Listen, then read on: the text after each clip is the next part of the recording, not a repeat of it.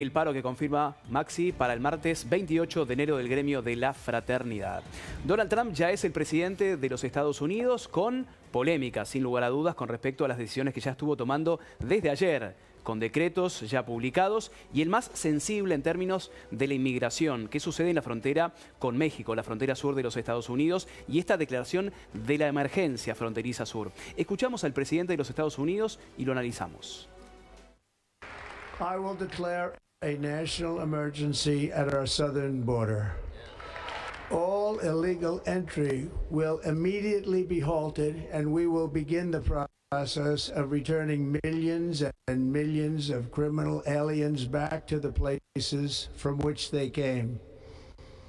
We will reinstate my Remain in Mexico policy, and I will send troops to the southern border to repel the disastrous invasion of our country.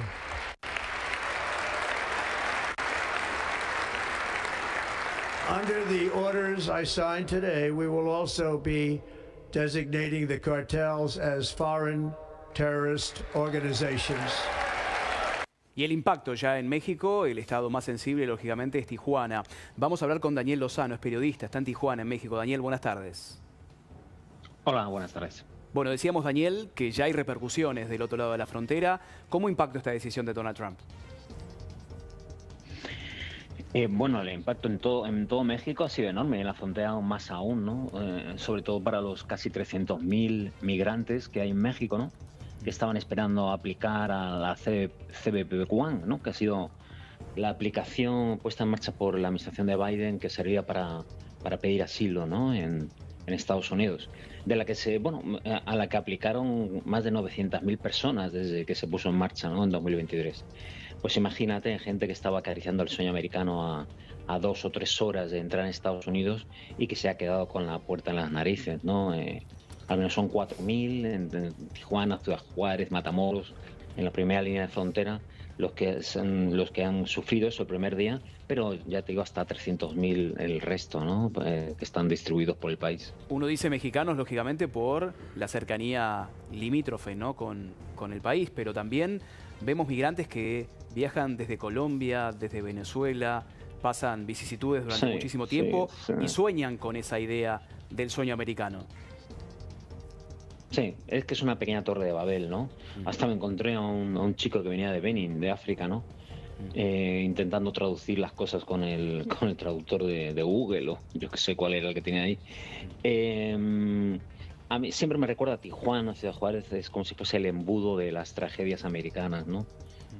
Por aquí pasa la dictadura venezolana, gente huyendo de la violencia en Ecuador, los malos momentos de México, bueno, en México más un rollo socioeconómico, ¿no? Pero Colombia, por ejemplo, bueno, Honduras, todos ellos te los encuentras ahí, ¿no? Y todos quieren el sueño americano, yo creo que, bueno, es evidente que se ha multiplicado desde la pandemia, ¿no? ¿Qué expectativa hay por el lado del gobierno mexicano, no? Digo, si ha habido respuesta por el lado de Sheinbaum. Sí, en la mañanera esta del pueblo, que parece una misa, ¿no? Más que una conferencia de prensa de Claudia esta mañana, ha hecho alusión ya, ayer felicitó a Donald Trump de una forma formal, estuvo reunida con su gabinete, una especie de gabinete de crisis. Hoy ha adelantado que empiezan las pláticas, conversaciones muy pronto con el gobierno, con la administración de Donald Trump. Y en principio comedida, ¿no? Comedida, por supuesto, defendiendo la soberanía del país y todo eso, diciendo que el Golfo de México se seguirá llamando aquí Golfo de México, ¿no?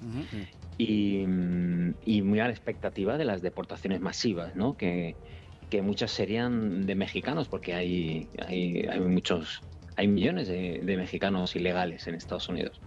Y entonces, ante esa avalancha, por ejemplo, aquí en Tijuana está también declarado estado de emergencia, porque se cree que por los puntos fronterizos, tanto de San Isidro como del Chaparral, puede llegar un aluvión de deportados. Bien. Daniel, muchísimas gracias por el contacto. Te mandamos un abrazo grande.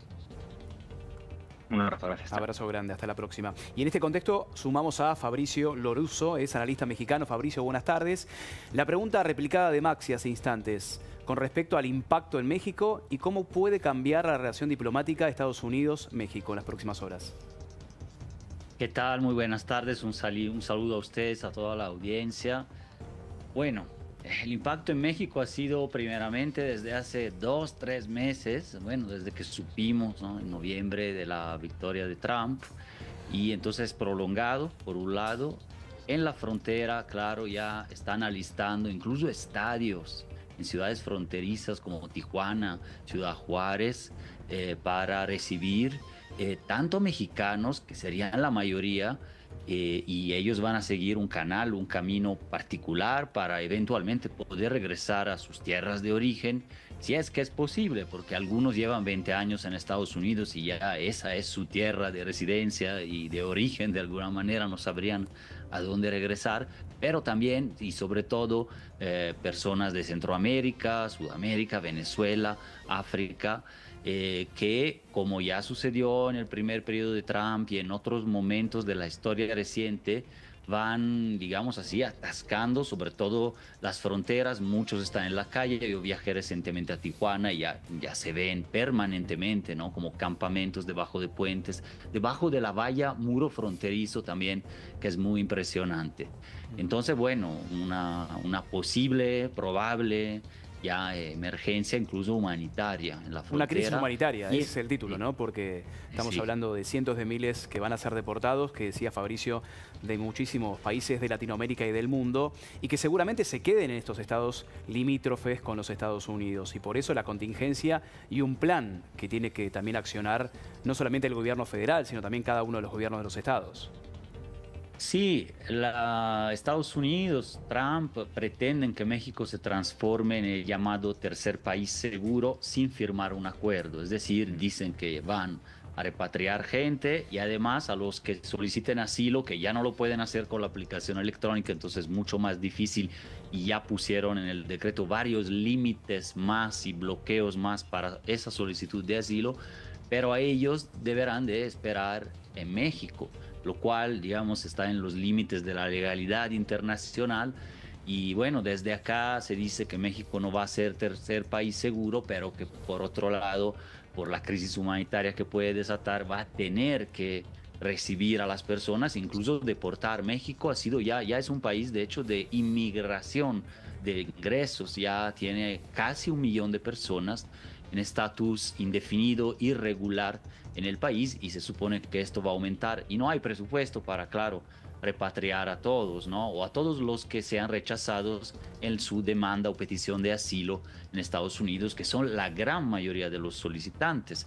Entonces, bueno, es otro factor, el presupuestal, y el hecho de que se esté militarizando esta frontera norte, pero también la sur, es decir, la que está entre Guatemala y México. Fabricio, respecto de lo que decía Donald Trump de que serán considerados terroristas las bandas narco, la propia Sheinbaum marcaba que Estados Unidos solo puede actuar en su territorio. Aquí lo que queda claro que no va a haber cooperación para trabajar en contra del narco. Bueno, esa declaración tarda días o semanas normalmente en poder ser implementada en Estados Unidos, pero claro, ha sido anunciado.